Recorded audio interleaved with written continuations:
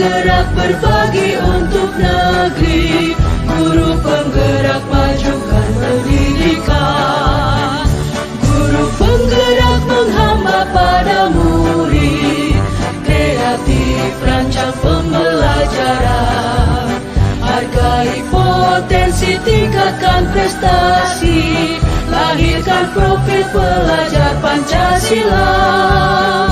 Belajar, bergerak, berbagi untuk negeri, kita menjalin kolaborasi. Belajar, bergerak, berbagi untuk negeri, demi bakti pada Ibu Pertiwi.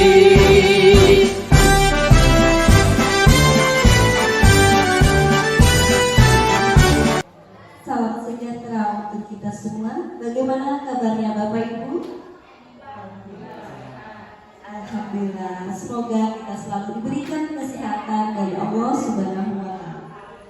Alhamdulillahirabbil alamin. Puji syukur kita panjatkan kehadiran Allah Subhanahu wa Ta'ala karena pada hari ini kita bisa menghadiri diseminasi budaya positif oleh rekan sejawat kita, Ibu Siti Hadidah SPD.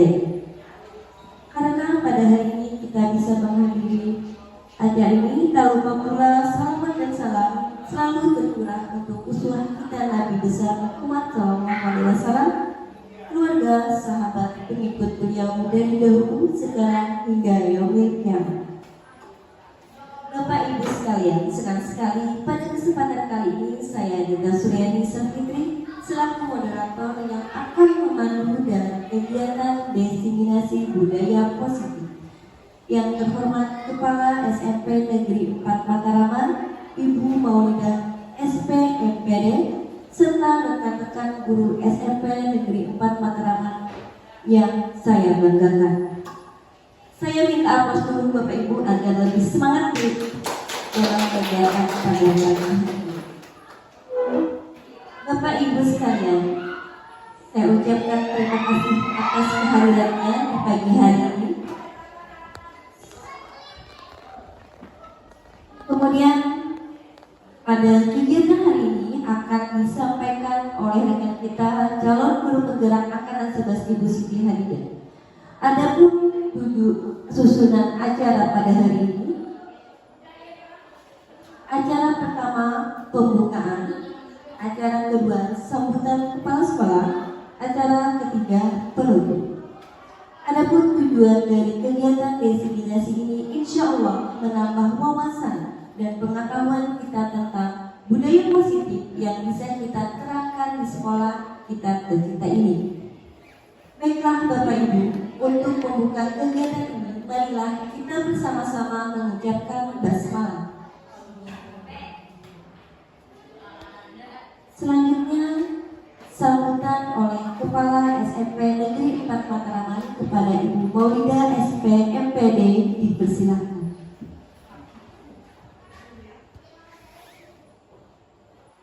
Terima kasih Bu Maulidah. Assalamualaikum warahmatullahi wabarakatuh. Alhamdulillahirabbil alamin. Wassalatu wassalamu ala asyrofil anbiya'i wal mursalin sayyidina wa maulana ala alihi wasallam. Terima kasih atas kesempatan yang saya berikan. Sangat bersyukur kegiatan ini bisa terlaksana tepat waktu sesuai dengan apa yang sudah dijadwalkan oleh Ibu Hadidah selaku CGB, calon guru penggerak yang berhasil masuk dari sekolah SMP kita.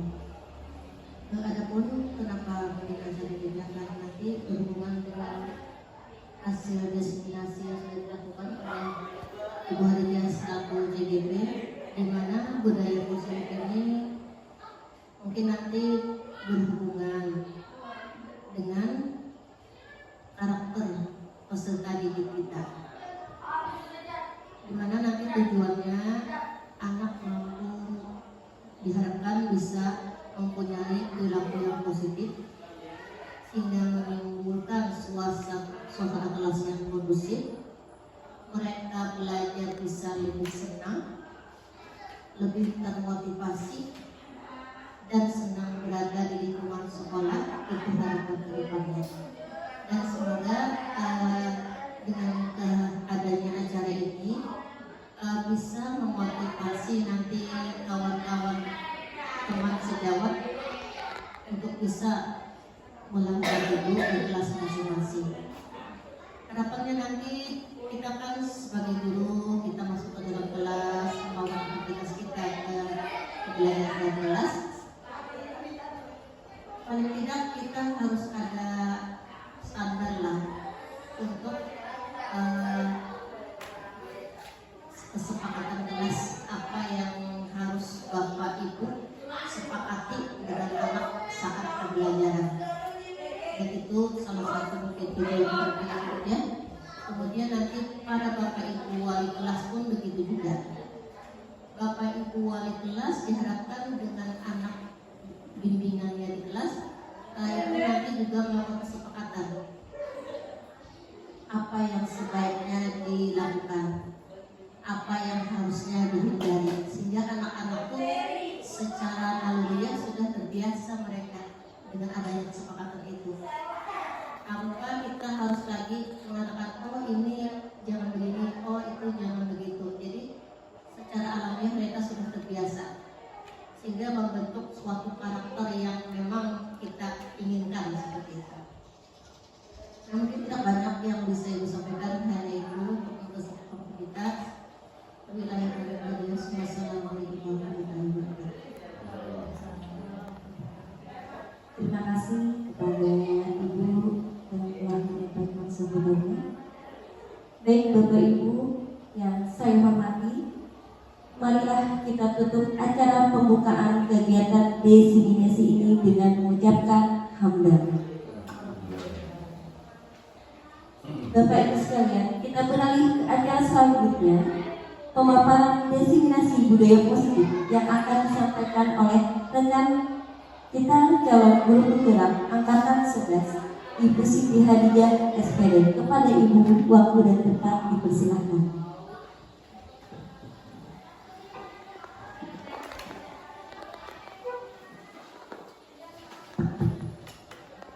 Assalamualaikum warahmatullahi wabarakatuh.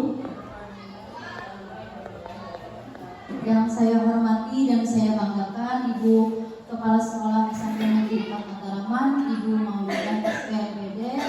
Yang saya hormati dan saya banggakan Bapak Ibu rekan-rekan guru SMP Negeri 4 Mataraman. Mohon izin di sini Bapak Ibu ulun menyampaikan diseminasi modul 1.4, di mana diseminasi ini merupakan penyebaran pemahaman selama ulun mengikuti kegiatan pendidikan guru penggerak pada modul 1.4.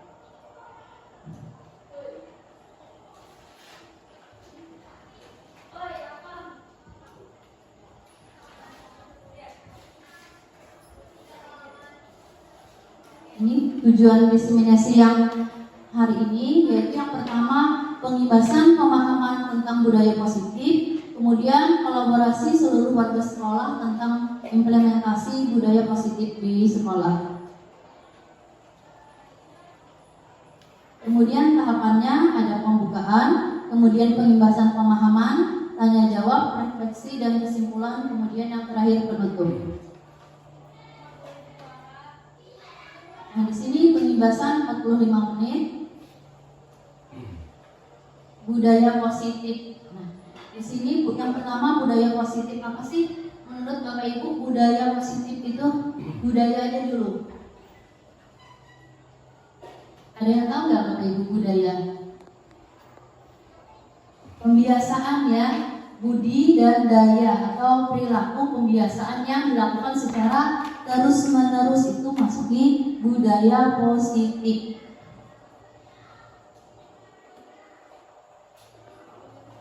Di sini konsep inti dari budaya positif yang pertama itu ada perubahan paradigma belajar, kemudian disiplin positif, motivasi perilaku manusia, kemudian posisi kontrol guru. Nanti ada posisi kontrol kita sebagai guru itu di mana terhadap siswa. Nanti ada 5 posisi.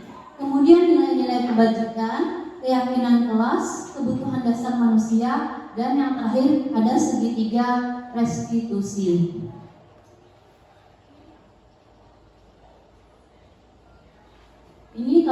kebebasan. Yang pertama disiplin positif dan nilai-nilai kebajikan universal. Kemudian di sini ada teori motivasi, nanti ada hukuman dan penghargaan. Kemudian keyakinan kelas, kebutuhan dasar manusia dan dunia berkualitas. Kemudian restitusi, 5 posisi kontrol dan segitiga restitusi. Nah, di sini pertanyaan pemantiknya Bapak Ibu, bisa Bapak Ibu lihat. Di sini setuju atau tidak setuju. Yang pertama, ulun mohon responnya Bapak Ibu. 1, hukuman dapat mendisiplinkan anak. Yang setuju boleh angkat tangan. Setuju? Ada setuju? Pak Abdul? Setuju? Bapak Ibu yang lain? Hukuman itu dapat mendisiplinkan anak. Setuju ya Bapak Ibu? Oke, kita simpan dulu jawabannya ya. Kemudian yang kedua, pemberian hukuman dengan hal positif seperti membaca atau membersihkan halaman sekolah dapat meningkatkan disiplin anak. Setuju atau tidak? Setuju ya? Oke, kita ke yang ketiga. Memberi penghargaan dapat meningkatkan motivasi belajar anak. Setuju atau tidak? Bu Dita bagaimana? Setuju? Bu Nima? Setuju ya? Oke. Nah, jawaban Bapak Ibu tidak saya ini dulu ya. Nanti Bapak Ibu akan tahu jawabannya setelah desiminasi ini selesai. Benar tidak setuju dan tidak setujunya Bapak Ibu tadi? Baik, kita lanjut. Nah, di sini perubahan paradigma. Bapak Ibu minta tolong silahkan bikin genggaman tangan. Genggaman tangan, kepal satu tangannya. Nah, Bapak Ibu bayangkan di dalam tangan Ibu ini atau di tangan Bapak itu ada benda yang paling berharga yang Bapak Ibu miliki. Ya, di dalam kepala tangan nih, benda yang paling berharga. Kemudian oleh teman Ibu, nih, dia ngomong, misalnya saya ke Bu Maspa, minta Pak yang di dalam tangan pian itu, bolehlah. Apa yang Bu Maspa? Ketika saya ngomong seperti itu, apa yang ada dalam pikiran Bu Maspa? Mau? Oh iya, nggih. Kalau Bu Fajar Pak, itu benda yang paling berharga buat Bu Fajar. Ketika saya ngomong, Bu Fajar, bolehlah minta pinjam benda yang ada di dalam tangan pian itu.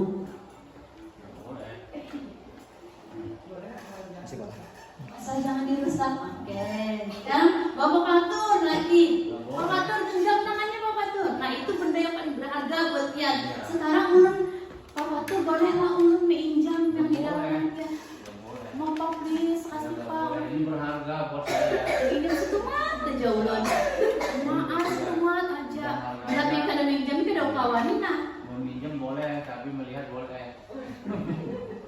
Nah, lihat ya, Bapak Ibu ya. Nah, apa yang terjadi dari Bu Maspa tadi boleh, Bu Fajar boleh, Pak Patur nggak boleh. Nah, berarti di sini ada prinsip ya, karena yang kita genggami adalah suatu prinsip kita. Berarti kan ada motivasi intrinsik dan ekstrinsik ya.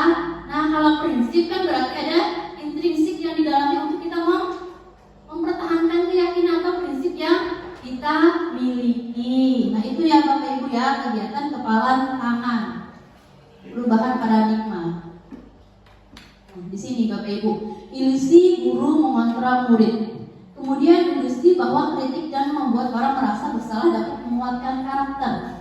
Ya, kemudian ilusi bahwa semua penguatan positif, efektif dan bermanfaat. Kemudian bahwa orang dewasa memiliki hak untuk memaksa. Kayak ini tadi memaksa Pak Patur untuk mau meminjamkan apa yang ada di genggaman tangan Pak Patur tadi. Nah, seperti itu ya Bapak Ibu, teori kontrol. Jadi prinsip yang kita miliki motivasi internal atau eksternal. Nah, kemudian ini siapa sesungguhnya yang memiliki kontrol? Ada di sini stimulus respon, kemudian ada teori kontrol ya. Di sini kita bisa mencoba mengukur orang agar berpandangan sama dengan kita.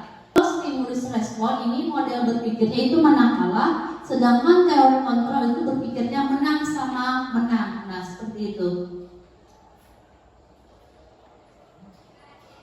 Kemudian selanjutnya disiplin. disiplin. Menurut Bapak Ibu apa sih makna disiplin? Secara pemahaman Bapak Ibu aja, apa makna disiplin? Bu Nina, disiplin?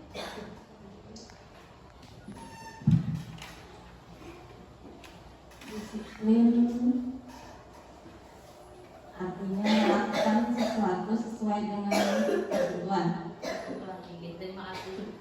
Melakukan sesuatu sesuai ketentuan ini. Nah, di sini ya disiplin artinya itu belajar ya, nih membuat orang dari potensi menuju sebuah tujuan apa yang dihargai. Tapi kadang-kala sering kita adukan kalau disiplin itu adalah sebuah perilaku ya Bapak Ibu.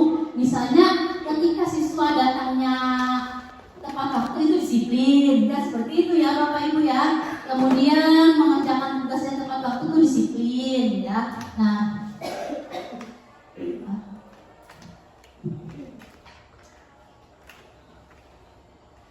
di sini nilai kebajikan universal ya. Secara menyeluruh di sini ada mandiri sama kayak di profil pelajar Pancasila ya Bapak Ibu, berkebenangan global, bergotong royong, kreatif. Nah, nilai kebajikan universal ini bagaimana yang harus kita contohkan dan murid kita memiliki nilai kebajikan seperti itu Bapak Ibu ya. Jadi kita sebagai guru juga menjadi role modelnya ya. Tidak hanya memberikan ini loh nilai kebajikan, tapi kita mencontohkan juga bagaimana nilai kebajikan dari mandiri, bernalar kritis ya, menjadi role model bagi peserta didik kita. Kemudian ini teori motivasi atau perilaku manusia. Yang pertama itu ada motivasi eksternal. Ini yang ada di dalam diri kita Bapak Ibu, tiga ini motivasi eksternal, kemudian motivasi internal. Yang saya sebutkan kepala tangan tadi, di sini untuk menghindari ketidaknyamanan atau hukuman apa yang terjadi apabila saya tidak melakukannya. Nah, hal seperti ini dinamakan motivasi eksternal. Motivasi yaitu dari luar. Ya Bapak Ibu, dorongan atau pengaruh dari luar. Akhirnya kita melakukan sesuatu itu ya, misalnya siswa motivasi eksternalnya itu tidak mau kena hukuman oleh guru, akhirnya dia mau mengerjakan tugas karena menghindari hukuman. Itu merupakan motivasi eksternal. Kemudian di sini juga masih motivasi eksternal untuk mendapatkan imbalan dari orang lain. Nah, institusi atau apa yang saya dapatkan apabila saya melakukannya. Nah, berarti ada ini atau penghargaan yang ingin didapat ketika melakukan sesuatu, bukan atas dari keyakinan dari diri sendiri. Itu kebalikannya ya Bapak Ibu, di motivasi internal ya. Nanti tujuannya ini disiplin positif. Nah, yang pertama motivasi internal itu apa? Kita menghargai diri kita. Saya akan menjadi orang yang seperti apa bila saya melakukannya itu ya. Jadi motivasi internal itu kita menghargai diri kita ya. Nah, bukan hanya menghargai orang lain, tapi menghargai diri kita dulu sendiri. Seperti apa penghargaan yang kita berikan untuk diri kita, itu merupakan motivasi internal. Di sini merdeka menurut Ki Hajar Dewantara ya. Jadi merdeka itu tidak hanya lepas dari perintah, akan tetapi cakap buat memerintah diri kita sendiri. Ini merdeka menurut Ki Hajar Dewantara. Di sini Bapak Ibu dihukum oleh penghargaan ya. Penghargaan itu berlaku sama dengan hukuman.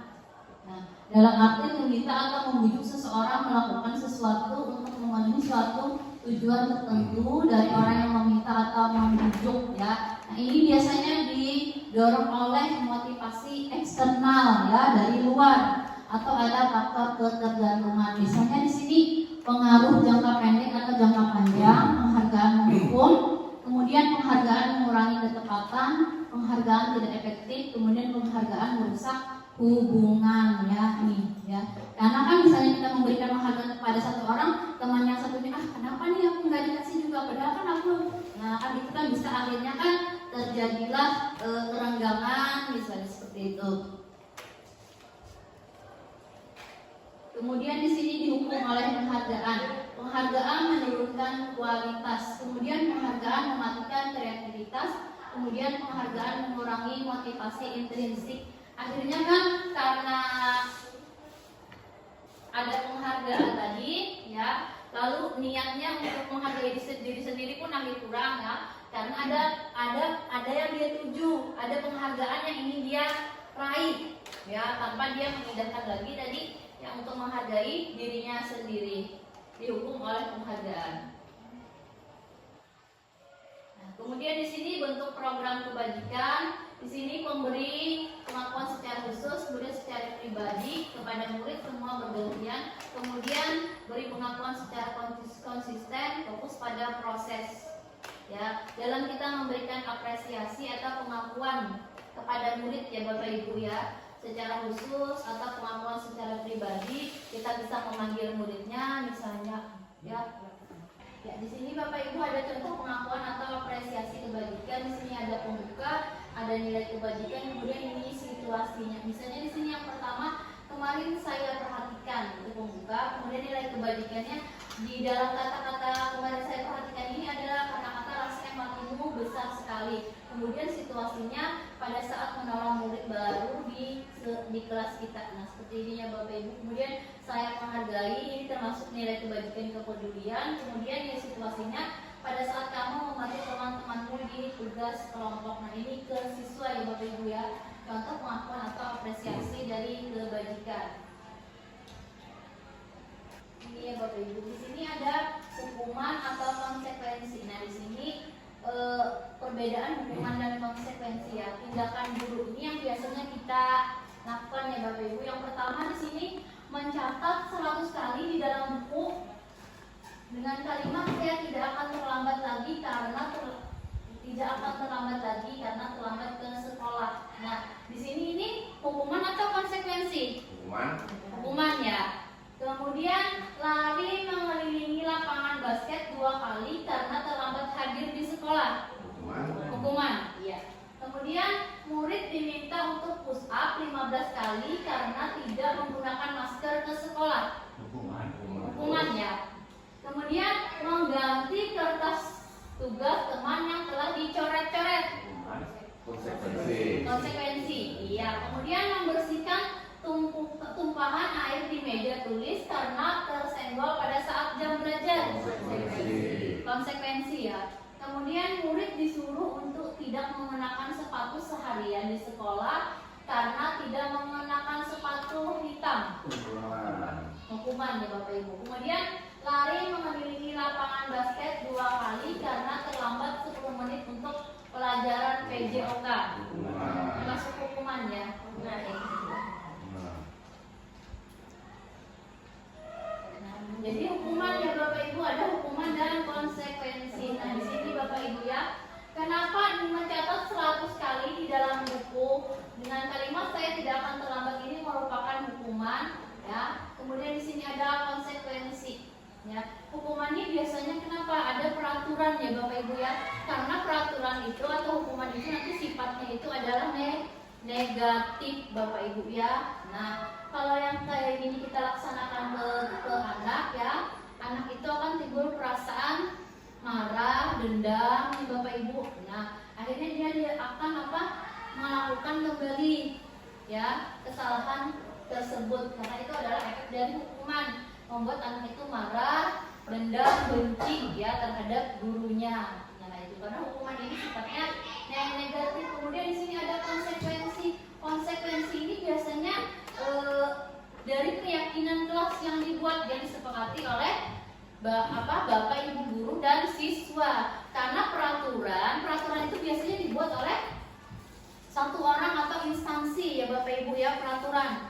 Kalau keyakinan kelas itu dibuat oleh guru melibatkan siswa, dan di keyakinan kelas itu kata-katanya itu hal-hal yang positif bukan negatif ya Bapak Ibu.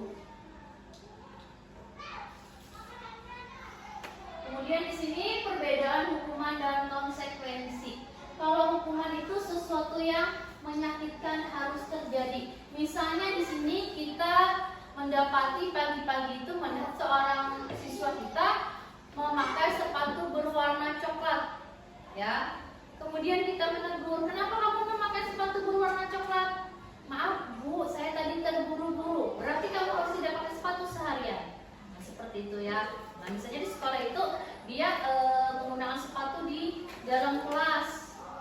Nah, dalam kegiatan-kegiatan itu tidak melepas sepatu. Nah, di sana dia dihukum tidak memakai sepatu seharian karena dia melanggar peraturan sekolah. Tadi tidak memakai sepatu berwarna hitam. Nah, hal tersebut merupakan hukuman karena itu menyakitkan bagi siswa. Kemudian membuat anak sakit atau fisik maupun hati untuk jangka waktu yang lama. Misalnya fisik tadi dengan hukuman, kemudian dengan hati itu misalnya kata-kata apa yang diucapkan. Kemudian anak membenci kedisiplinan dengan ada hukuman tadi, anak-anak itu akan benci dengan disiplin. Misalnya kayak kita ibaratkan tadi, disiplin itu kan datang tepat waktu, mengerjakan tugas tepat waktu, berpakaian sesuai dengan peraturan. Artinya itu melaksanakan disiplin dari sekolah. Kemudian hukuman itu berupa paksaan, mendorong anak menyakiti diri sendiri, konsep diri yang buruk. Kemudian anak belajar untuk menyembunyikan kesalahan. Misalnya apa dalam hal di kelas, misalnya PR ya. Nah, kemudian marah, rasa bersalah, dipermalukan, merasa tak dihargai. Ini dari hukuman. Kemudian kalau kita menerapkan konsekuensi, itu sesuatu harus terjadi. Anak itu sudah tahu apa konsekuensinya. Misalnya kalau dia tidak mengerjakan tugas, apa konsekuensinya ketika dia melakukan kesalahan, ketika dia tidak sengaja mengotori baju teman, atau membuat buku teman kotor atau sobek. Dia tahu konsekuensinya, dia harus bertanggung jawab. Kemudian membuat anak merasa tidak nyaman dalam jangka waktu pendek. Nah, di sini nanti ada kontrol dulu ya, membuat anak merasa bersalah. Kemudian anak menghargai disiplin, stimulus tanggapan. Kemudian mendorong anak agar mudah menyesuaikan diri. Kemudian konsep diri yang baik, anak belajar untuk mematuhi peraturan. Kemudian kehilangan hak, dibuat tidak nyaman, diasingkan untuk sementara. Nah, kalau yang konsekuensi ini dia hanya sementara. Kalau hukuman ini dia jangka waktunya itu panjang. Bapak Ibu, anak itu akan merasa tidak dihargainya itu panjang jangka waktunya. Kalau konsekuensi, setelah dia melaksanakan konsekuensinya sudah selesai, dia akan seperti biasa. Kalau hukuman, dia akan merasakan panjang yang dia rasakan, rasa kebenciannya terhadap gurunya, rasa marah, dipermalukannya itu akan berdampak lumayan lama di dirinya.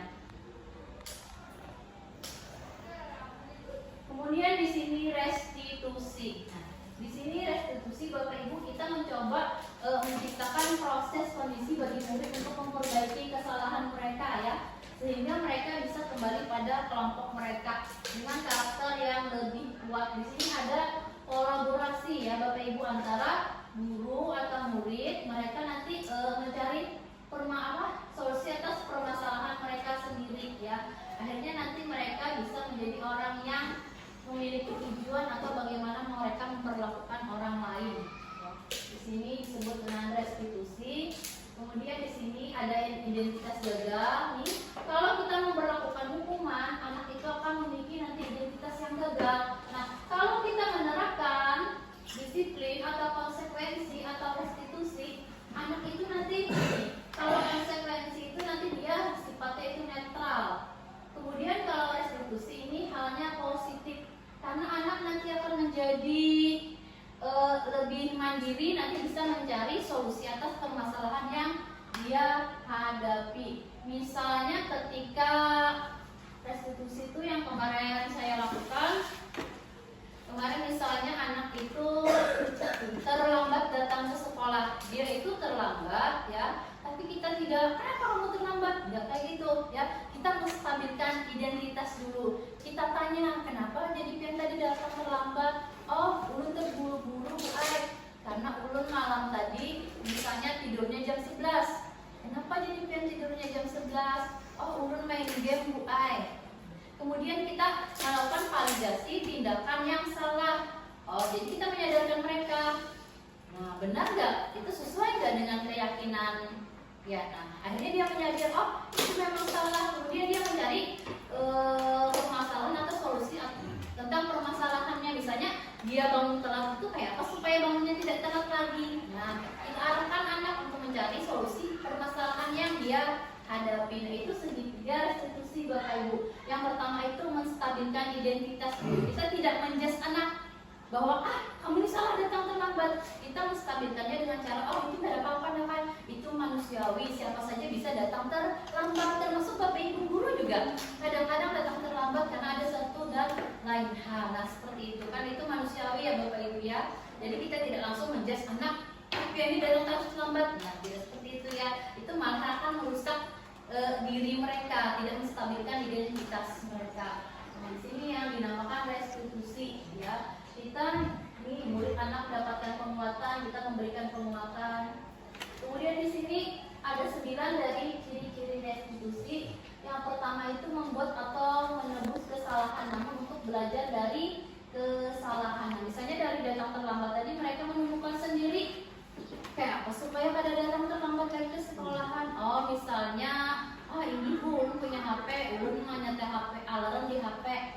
Misalnya, ulun minta bantuan mama atau abah ulun Bu untuk ulun bangun sungsung supaya ulun tidurnya pada malam lagi. Misalnya yang biasa tidurnya jam 11, tidurnya jadi jam 9. Akhirnya kan tidak terlambat. Nah, dia juga yang sendiri yang nanti mendapatkan solusi atas permasalahannya sendiri ya. Guru atau pendidik itu menuntun mereka untuk mencari solusi dari permasalahan mereka. Kemudian yang kedua, memperbaiki hubungan. Tawaran ya, bukan paksaan. Kita menawarkan, misalnya nak supaya biar tidak datang terlambat kayak apa kalau biar kayak gini. Nah, seperti itu ya Bapak Ibu yang tidak memaksakan. Kemudian restitusi menuntut untuk melihat ke dalam diri. Kemudian restitusi mencari kebutuhan dasar yang mendasari tindakan. Kemudian di sini restitusi adalah cara yang paling baik ya. Tadi ada hukuman, ada konsekuensi, ada restitusi. Karena ini adalah hal yang positif yang dapat dilakukan oleh guru. Nah, restitusi ini fokus pada solusi. Ya, bukan kita menjudge anak itu salah, tapi restitusi ini fokus pada solusi. Bagaimana kita mengarahkan anak untuk mendapatkan solusi atas permasalahan yang anak hadapi. Nah, seperti itu Bapak Ibu ya. Ini mengembalikan murid yang berbuat salah pada ke kelompoknya. Akhirnya dia bisa ke kelompoknya kembali.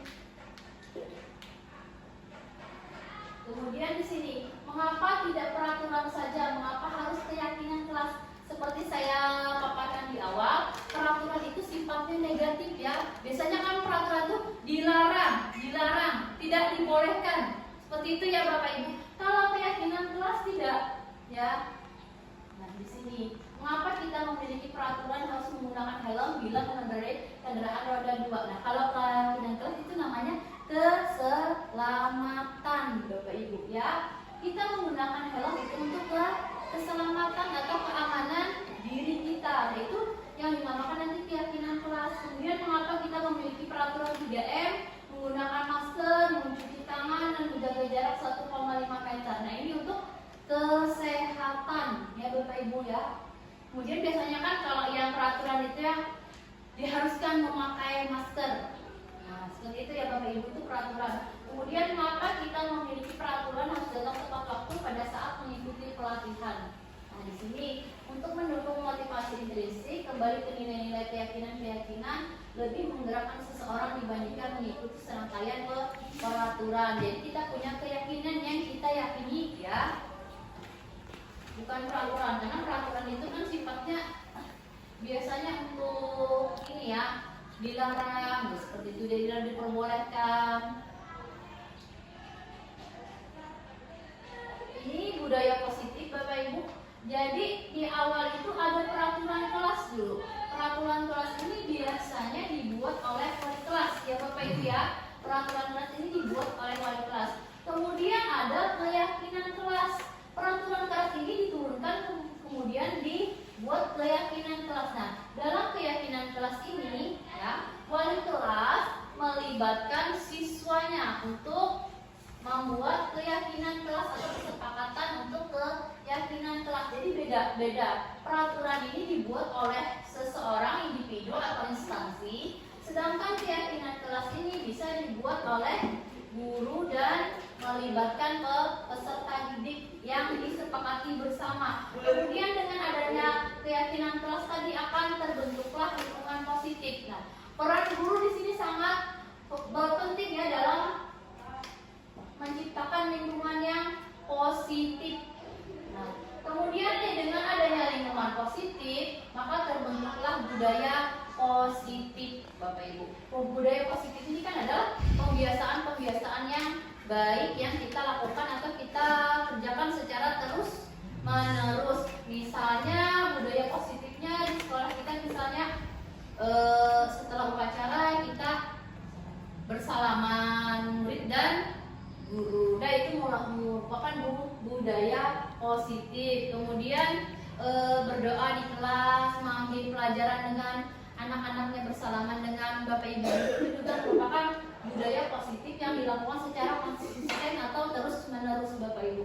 Jadi berawal dari peraturan kelas dulu. Di peraturan kelas ini kita cari yang mana yang bisa masuk ke keyakinan kelas ya. Karena peraturan kelas ini biasanya sifatnya tadi negatif ya. Kemudian diarahkan ke keyakinan kelas. Kemudian dengan keyakinan kelas ini Bapak Ibu berperan penting untuk menciptakan lingkungan yang positif, baik itu di dalam kelas maupun di lingkungan sekolah. Kemudian dengan lingkungan yang positif maka akan terciptalah budaya positif Bapak Ibu. Nah ini ya. Nah sekarang dari sini yang mana yang merupakan keyakinan kelas, kemudian mengapa? Di sini ada kesepakatan kelas, ada A, ada B, ada C. Kemudian di sini berdoa sebelum dan sesudah kegiatan aktif dalam pembelajaran dititik ya. Yang mana yang merupakan keyakinan kelas Bapak Ibu? Ada kesepakatan kelas, kesepakatan dan keyakinan ini sama ya Bapak Ibu ya. Kemudian nanti ada peraturan ya. Nah, di sini semuanya merupakan keyakinan kelas karena tidak ada kalimat negatif ya. Kalau peraturan itu kan biasanya dilarang, tidak diperbolehkan, itu merupakan peraturan nih. Kami guru dan murid yang saling menyayangi, kami murid yang semangat belajar, kami murid yang peduli dengan teman-teman. Semuanya adalah kalimat positif Bapak Ibu. Di sini keyakinan pendalaman kelas ya. Ada tabel Y dan T dan Y ya. Ini hormat, kemudian bekerja, diterima dan dimiliki. Di sini ada yang terdengar, terlihat, berperilaku, kemudian bekerja, terdengar, terlihat, berperilaku ya Bapak Ibu. Di sini masih sama. Di sini hormat, terdengar. Yuk saya bantu, kita selesaikan ini bersama. Ini yang terdengar ya hormatnya. Kemudian yang terlihatnya berempati dengan perasaan orang lain, memegang barang milik orang lain hanya dengan izinnya. Nah ini berarti terlihat, ini hormat. Kemudian berperilaku, tersenyum ramah, memberikan salam hormat. Ya ini keyakinan kelas. Kemudian keyakinan yang kelas yang bisa terdengar, terlihat dan dari perilaku. Kemudian ada yang tampak seperti, tidak tampak seperti. Ya Bapak Ibu, keyakinan kelas dengan tabel T dan Y. Nah, kemudian di sini Bapak Ibu ada peraturan, kemudian ada keyakinan kelas. Yang pertama, selalu kembalikan buku ke tempatnya. Kalau keyakinan kelasnya apa Bapak Ibu?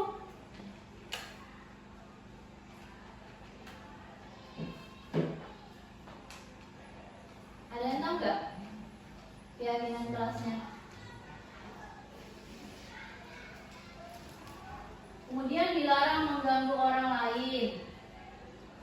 Ini peraturan. Kemudian hadir di sekolah 15 menit sebelum pembelajaran dimulai. Ini juga peraturan. Kemudian dilarang melakukan kekerasan. Ini peraturan. Dilarang menggunakan narkoba, juga peraturan. Kemudian bergantian atau menunggu giliran. Ini peraturan. Kemudian gunakan masker, juga peraturan. Jangan berlari di kelas atau koridor. Nah, kalau yang ini peraturan, kemudian keyakinan kelasnya apa Bapak Ibu?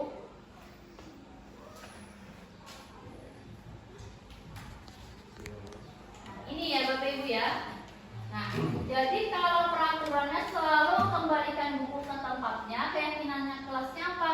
Tanggung jawab. Jadi anak itu bertanggung jawab. Misalnya dia meminjam buku di perpustakaan, dia bertanggung jawab untuk mengembalikannya. Kemudian dilarang mengganggu orang lain. Jadi dalam bentuk keyakinannya itu menghormati orang lain. Kemudian hadir di kelas di sekolah 5 menit sebelum pembelajaran dimulai itu menghormati orang lain atau komitmen. Komitmen kita sebagai apa di sini sebagai peserta didik harus hadir 15 menit sebelum pembelajaran dimulai ya Bapak Ibu, komitmen, masuk komitmen untuk keyakinan kelas. Kemudian dilarang melakukan kekerasan, ini termasuk keselamatan atau menghormati orang lain. Kemudian dilarang menggunakan narkoba, ini kesehatan.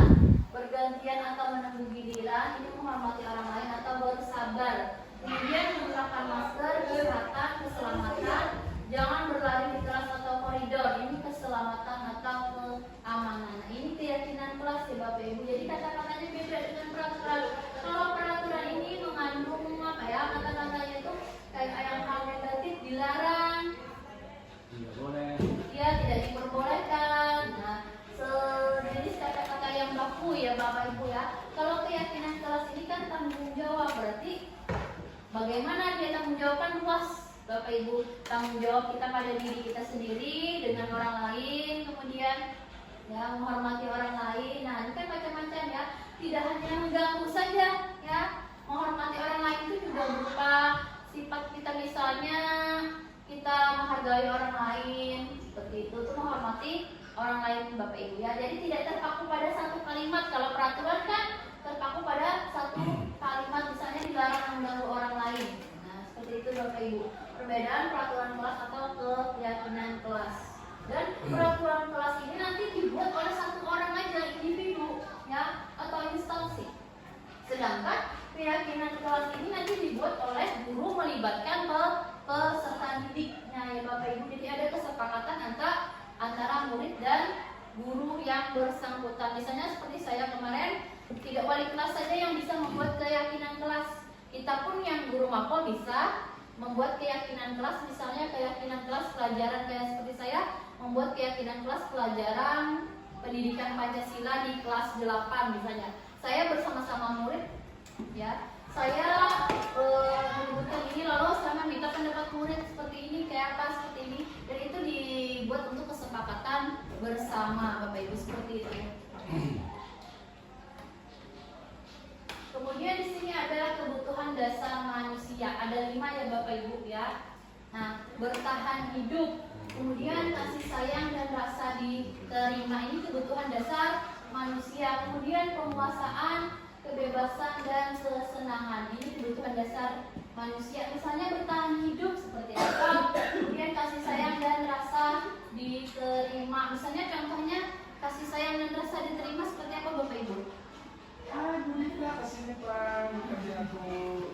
Misalnya ya, kasih sayang dan rasa diterima ini misalnya kita ingin diperhatikan oleh keluarga, terutama kan misalnya anak, suami, istri, ya kan Bapak Ibu orang tua, ya kan, ditanyai kabar, diberikan kejutan, surprise, itu kan merupakan rasa kasih sayang dan rasa diterima ya Bapak Ibu. Keluarga, rekan sejawat, misalnya ulang tahun, ya kan disurprise oleh rekan sejawat, keluarga, nah itu kan rasa sayang dan rasa diterima ya Bapak Ibu ya.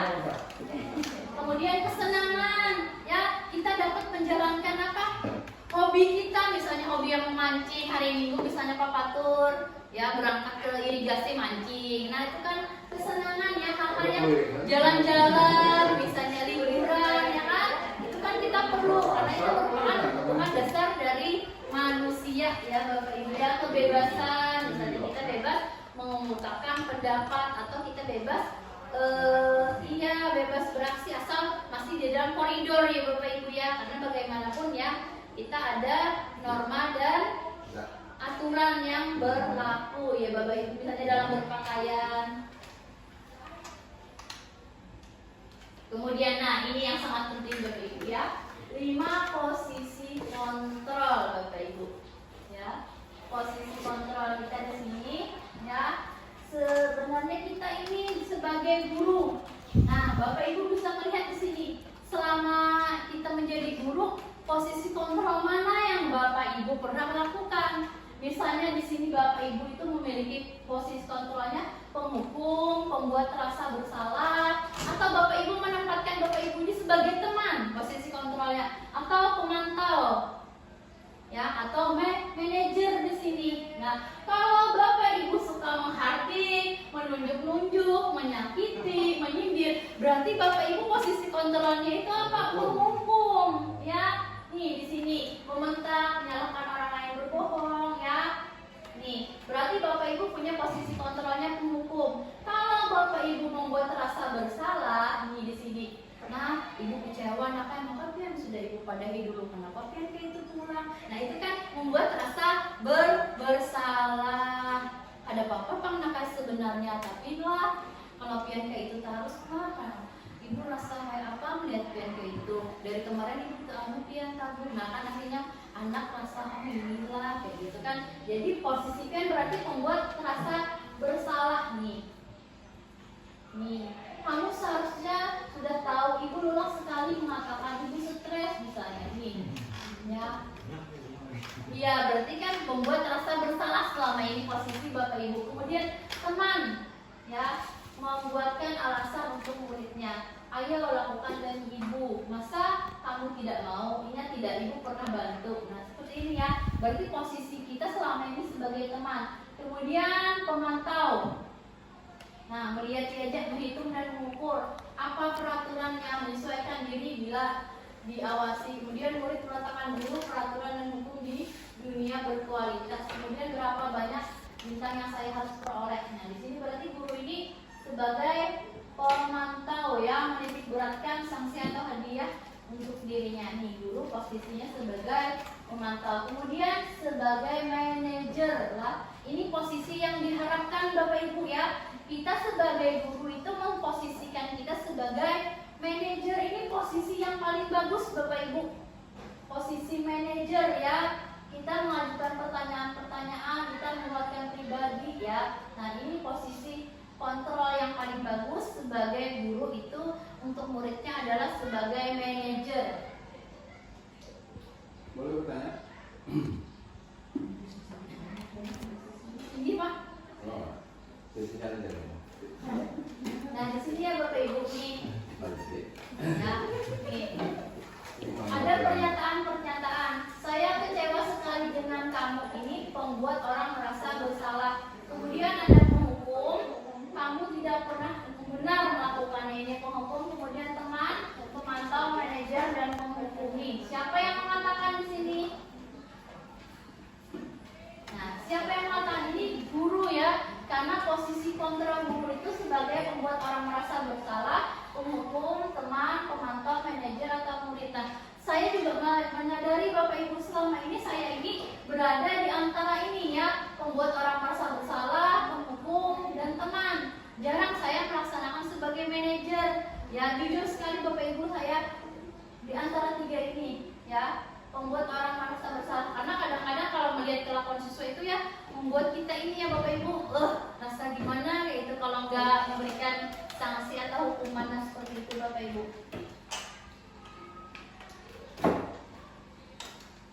Ini segitiga restitusi Bapak Ibu ya. Yang pertama kita menstabilkan identitas dulu Bapak Ibu. Yang seperti saya katakan tadi, kita menstabilkan identitas, kita mengatakan bahwa apa yang dilakukan siswa itu manusiawi, misalnya datang terlambat ya. Karena kita juga sebagai Bapak Ibu guru kadang-kadang kan tidak dipungkiri juga bisa datang terlambat, hal itu manusiawi. Nah, itu menstabilkan identitas. Kemudian kita validasi kebutuhan ya. Kenapa kita menanyakan alasan dia datang terlambat ya? Nah, kemudian menanyakan keyakinan. Nah, di menanyakan keyakinan ini kita mencari solusi atas permasalahannya, apa kita bantu. Misalnya seperti ini nak, pian datang terlambat tadi kan karena pian tidurnya jam 11 malam. Kayak apa kalau pian minta bantuan orang tua agar jam 11 atau agar jam 9 pian itu sudah boring, atau pian punya handphone, pian pasang alarm di handphone, pian setel alarm pian itu jam 9 untuk jam pian tidur. Nah, seperti itu ya Bapak Ibu, menanyakan keyakinan di sini. Ya, setiap orang pasti pernah melakukan kesalahan, tidak dipungkiri ya Bapak Ibu ya, sangat manusiawi. Siapa aja pernah melakukan kesalahan. Kemudian kamu bukan satu-satunya yang pernah melakukan ini ya. Kadang cuma si A aja yang datang terlambat, si B gini pernah, si C pernah, bahkan D juga pernah ya. Nah seperti itu. Kemudian di sini validasi kebutuhan, kamu tentu punya alasan mengapa melakukan itu. Kemudian adakah cara yang lebih efektif untuk mendapatkan apa yang kamu butuhkan. Kemudian menanyakan keyakinan nilai-nilai yang telah kita sepakati. Kita tanyakan lagi keyakinan sekolah kita apa. Misalnya kayak sepatu coklat tadi sesuai nggak dengan keyakinan kelas kita atau keyakinan sekolah kita? Oh tidak sesuai Bu. Nah dia menyadari sendiri bahwa apa yang dilakukannya itu salah, tidak sesuai dengan keyakinan kelas. Seharusnya dia memakai sepatu berwarna hitam, tapi karena dia terburu-buru, jadi dia memakai sepatu berwarna coklat yang tidak sesuai dengan keyakinan sekolah. Kemudian kamu ingin menjadi orang yang seperti apa? Nah di sini ya menanyakan ke keyakinan. Nah di sini menstabilkan identitas, Bapak Ibu.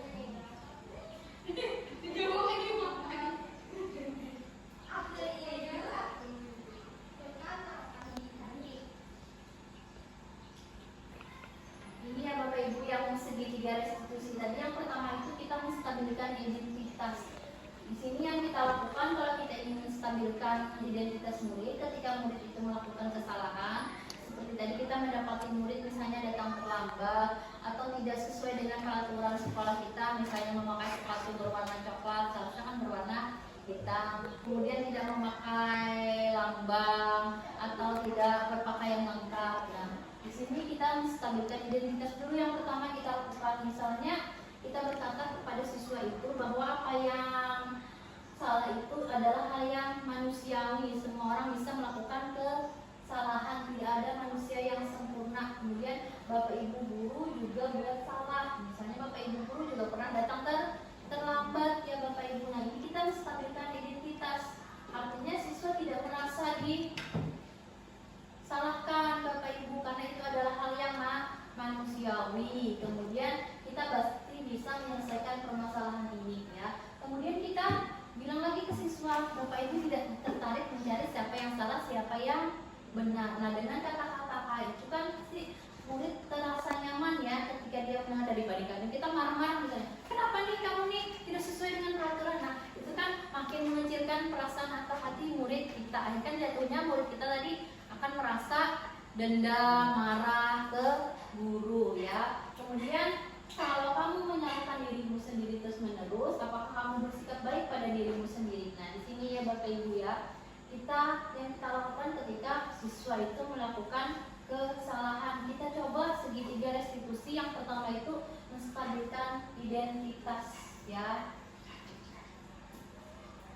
Kemudian yang selanjutnya ini validasi kebutuhan. Di sini membantu murid mengenal basic atau kebutuhan dasar yang ingin dipenuhinya ketika melakukan kesalahan itu ya. Pada dasarnya setiap tindakan manusia tujuannya adalah memenuhi kebutuhan dasar. Apakah itu penguasaan, kebebasan, kasih sayang, dan rasa diterima, kesenangan atau bertahan hidup. Nah, kadang-kadang ketika siswa di dalam kelas itu Bapak Ibu ya, dia misalnya melakukan sesuatu apa segala macam, kadang-kadang dia membutuhkan dasarnya, misalnya dia ingin kasih sayang atau rasa diterima oleh Bapak Ibu guru. Jadi misalnya dia uring-uringan atau kadang mengerjakan tugas atau pura-pura dia tidur. Nah seperti itu ya Bapak Ibu.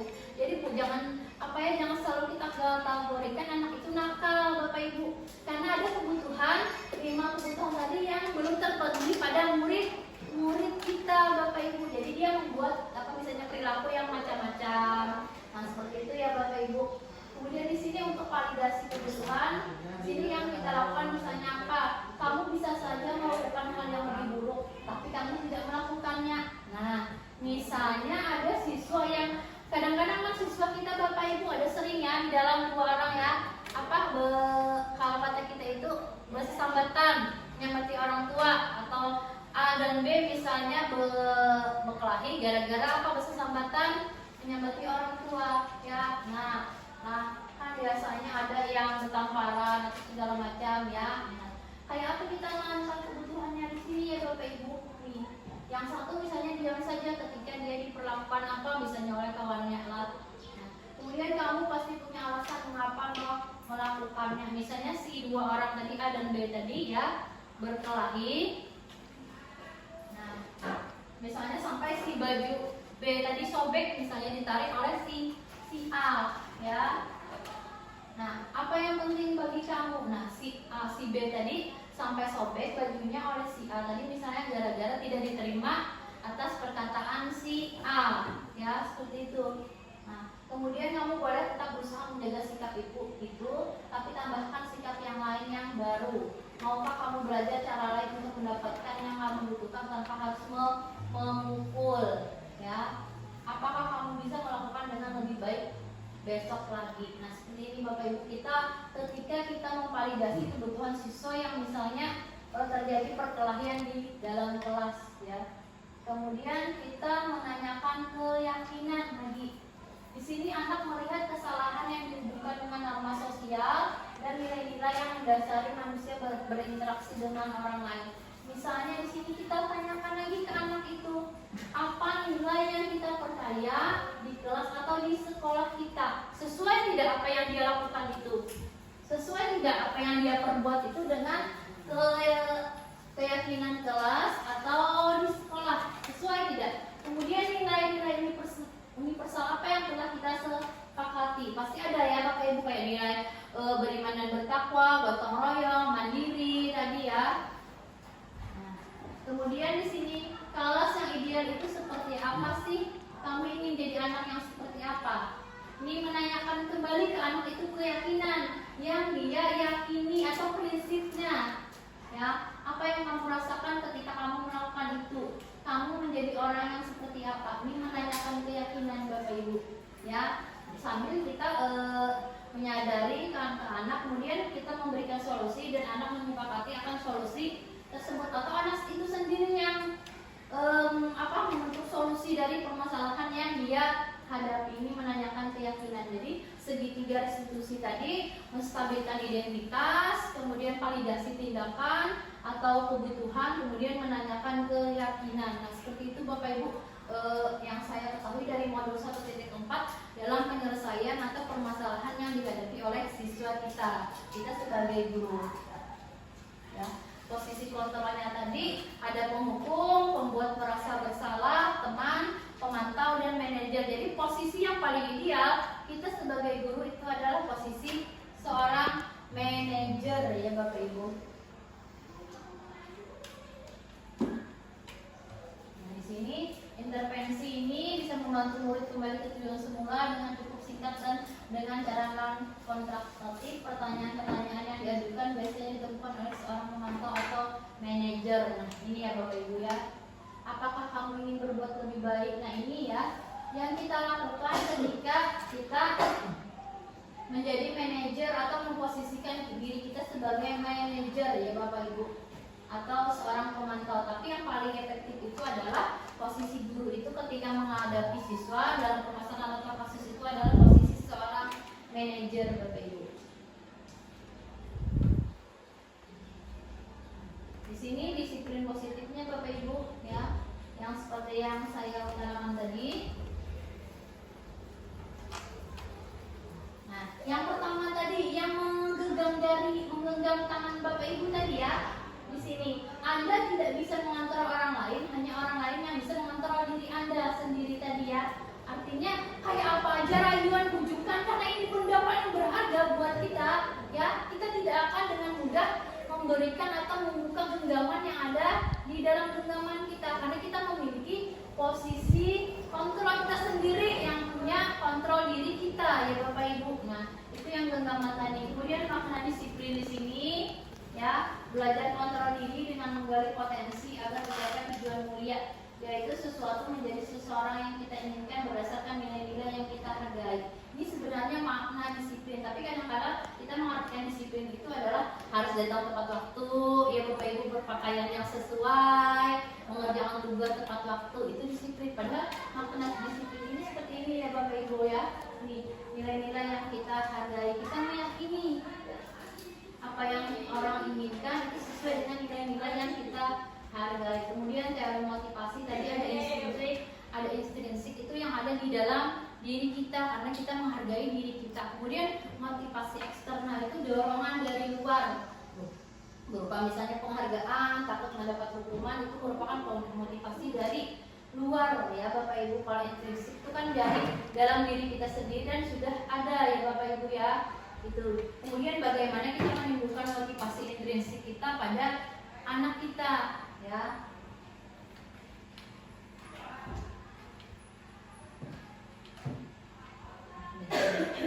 Ini masuk di sesi pertanyaannya Bapak Ibu. Nah, di sini refleksinya kemudian dari paparan atau diseminasi. Di sini saya bukan memberikan materi ya Bapak Ibu. Saya cuma diseminasi, yaitu penyebaran pemahaman modul yang 1.4 yang saya dapat dari pendidikan guru penggerak tentang budaya positif Bapak Ibu. Jadi saya bukan memberikan materi, sebenarnya cuma diseminasi penyebaran pemahaman yang saya dapatkan dari pendidikan guru penggerak. Di sini ada refleksi Bapak Ibu. Setelah pemaparan atau diseminasi yang saya berikan tadi, perubahan apa yang terjadi pada cara berpikir Anda dalam menciptakan budaya positif di kelas maupun sekolah Anda setelah mendengarkan pemaparan saya? Tinggi. Ada yang mau berefleksi Bapak Ibu? Perubahan yang terjadi pada cara berpikir Anda dalam menciptakan budaya positif di kelas maupun di sekolah Anda setelah mendengarkan paparan dari saya. Ada yang mau berefleksi? Kak Boji? Atau Kak Abdul?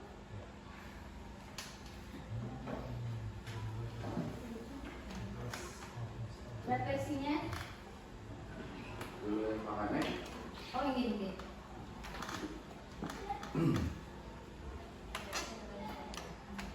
Apa Bu? Supaya kedengaran suara. Iya.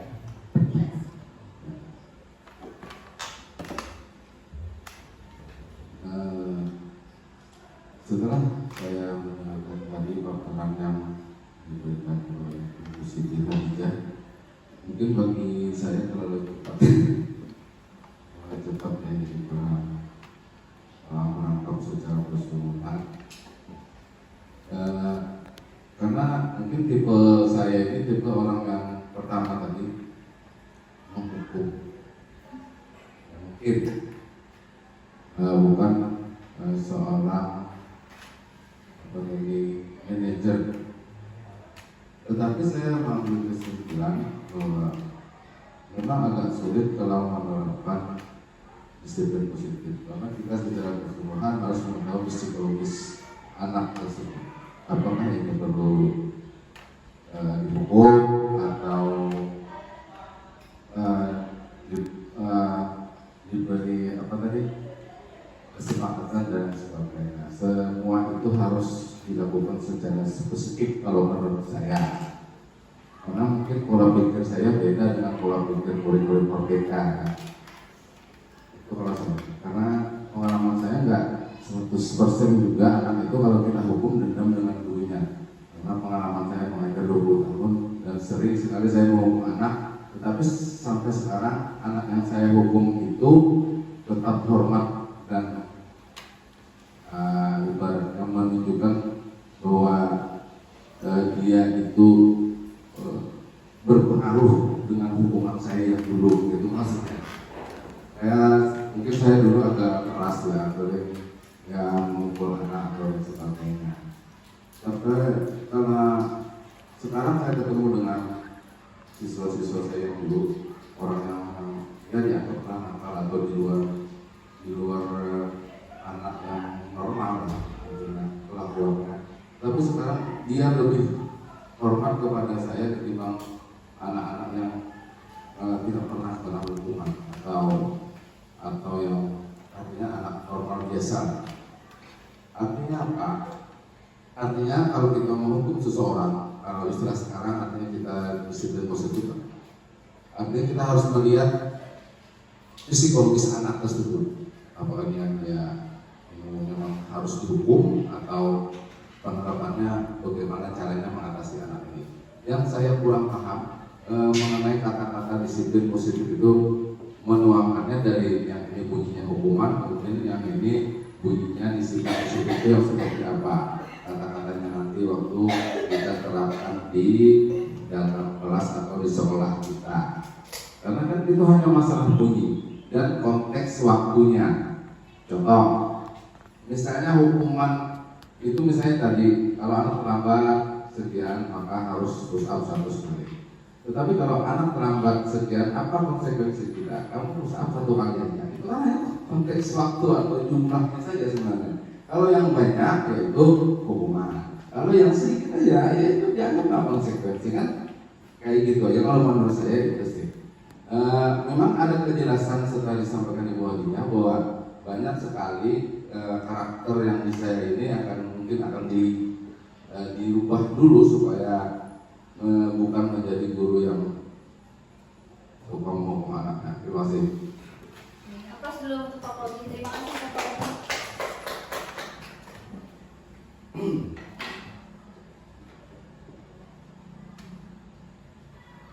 Ini refleksinya tadi dari Pak Poldi, alhamdulillah luar biasa ya Pak Poldi. Ini saya ucapkan ya di sini menciptakan budaya positif ya Bapak. Jadi banyak kan budaya positif tadi kan ada 5 posisi kontrol kita sebagai guru, kemudian kebutuhan 5 kebutuhan dasar manusia, kemudian nilai-nilai kebajikan ya, kemudian ada yang selanjutnya yang terakhir itu restitusi tadi Bapak Ibu. Jadi ada 3 ya dalam restitusi atau dalam menyelesaikan permasalahan murid tadi kan dengan menstabilkan identitas, kemudian validasi kebutuhan, kemudian menanyakan keyakinan ke siswa tersebut.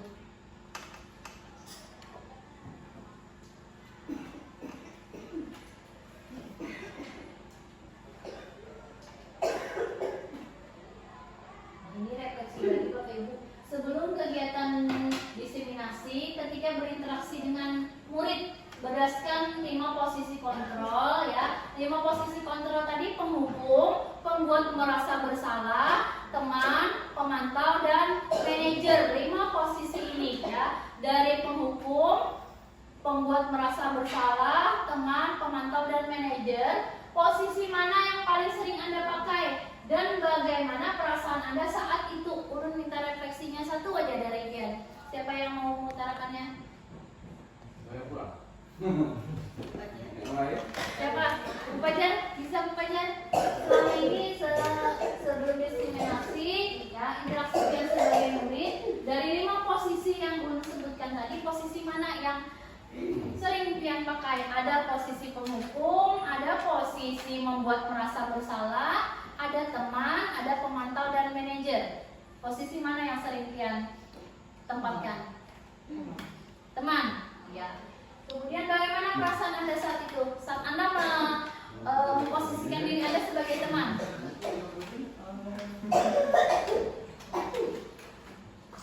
Bisa mengerti atau bisa masuk ke dalam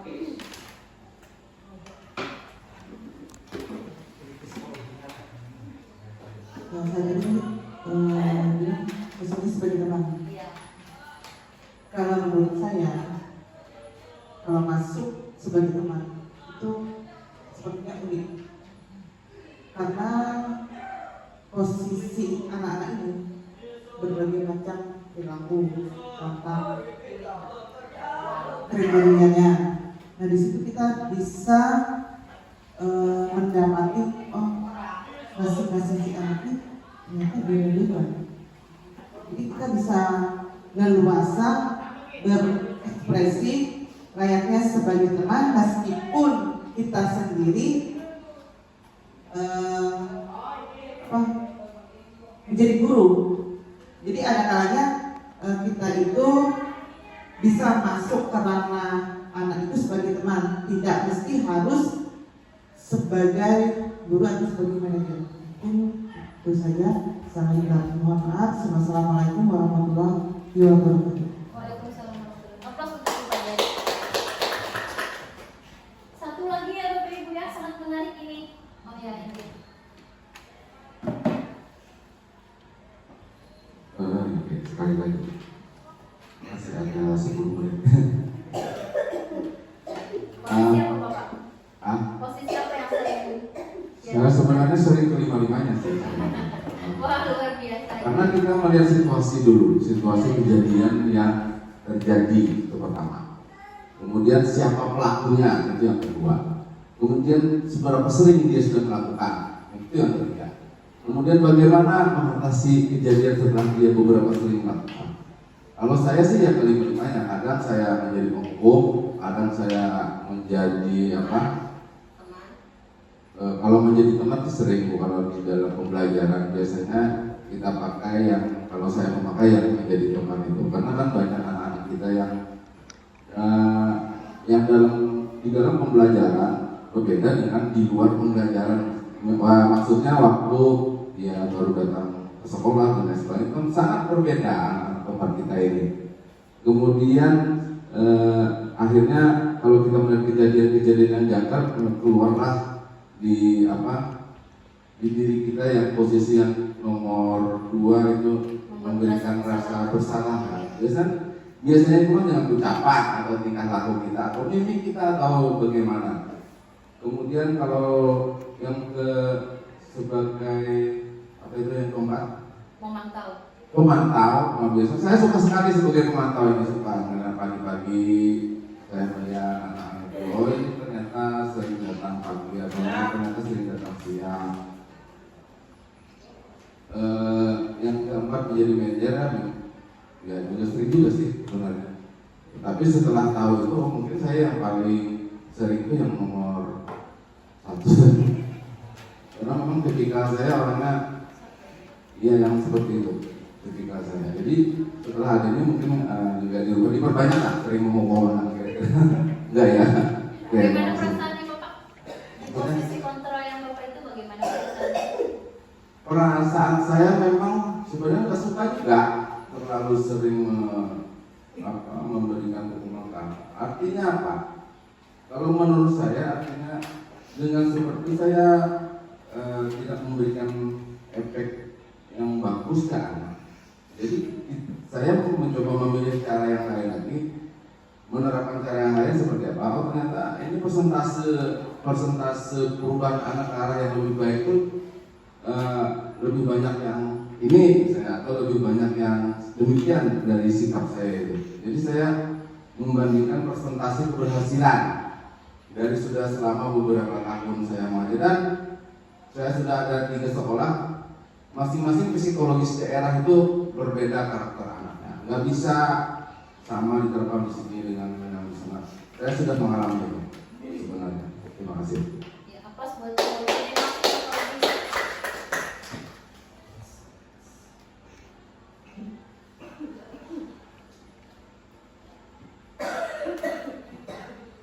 kesimpulannya ya Bapak Ibu ya. Jadi dari hal yang kita pelajari dalam proses menciptakan budaya positif adalah melakukan kolaborasi atau kerjasama Bapak Ibu antara sekolah dan orang tua ya, agar budaya positif ini jangan hanya dilakukan di kelas saja atau di sekolah ya, tapi melainkan dilakukan di rumah agar menjadi suatu kebiasaan atau karakter pembiasaan yang konsisten dan terus menerus yang melekat pada diri anak saat berada di lingkungan manapun. Jadi ketika anak memiliki budaya positif atau sudah terbentuklah budaya positif dalam dirinya, jadi hal-hal yang seperti yang kasus datang terlambat atau tidak sesuai dengan peraturan itu akan sangat jarang kita temui, karena sudah ada keyakinan di dalam diri anak itu adanya motivasi intrinsik ya Bapak Ibu, bukan ekstrinsik, tapi motivasi intrinsik yang perlu kita gali di dalam diri murid atau peserta didik kita Bapak Ibu itu dari budaya positif. Karena budaya positif ini kalau sekali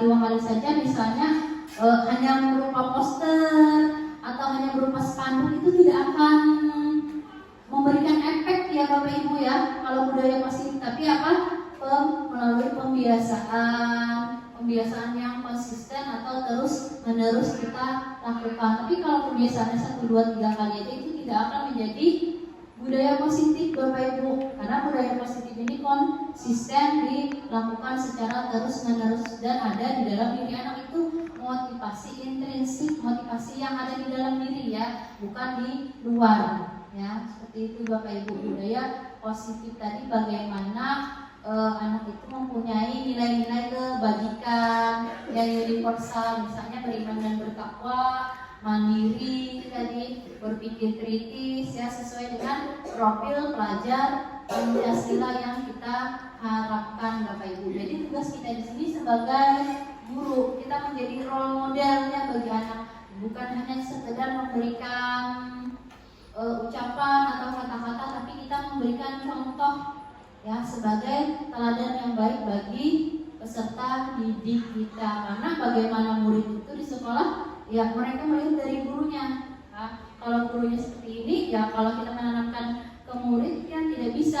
Jadi mulai dari diri kita sendiri dulu Bapak Ibu ya. Budaya positif dimulai dari diri kita sendiri ya. Bukan dari orang lain tapi dari diri kita sendiri, bagaimana kita menanamkan budaya positif.